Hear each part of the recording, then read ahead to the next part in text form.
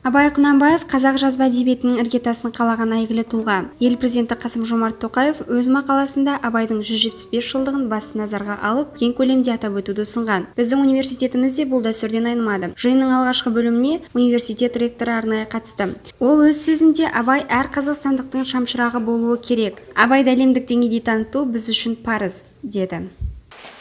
Бүгінгі семинардың негізгі мақсаты Абайды ұлықтау ғана емес, Абай шығармаларын жан-жақты талдау. Абайдың өз айтқандай, өлді деуге бола ма, айтыңдаршы, өлмейтұғым артына сөз қалдырғанда өз төрелігін өз айтқан. Абай мәңгілік тақырып. Ғабит Мүсірепов жазушы Абай жолы романын оқығанда былай депті: мен Абай жолы романын оқыған сайын ішінен бір жаңалық тапқандаймын.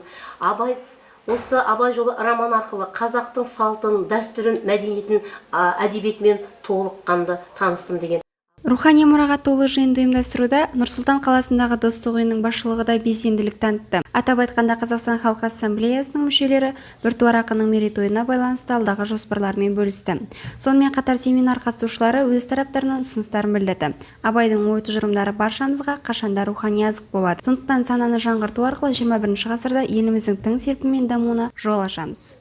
Абайдың әрбір сөзі, әрбір терең ойы бүгінгі ұрпаққа тәлім, тәрбие, бағыт, бағдар береді. Соны ұрпақ қағидаға айналдырса, соны ұрпақ ұстанымға айналдырса, одан үлкен өзіне керек дүниелер таба алады деп ойлаймын. Мысалы, қазір Абайдың сөздерін, афоризмдерін, жақсы сөздерін көшеде біз билбордтар іліп жатамыз ғой, соған Абайдың сөздерін іліп қойса қандай керемет болар еді.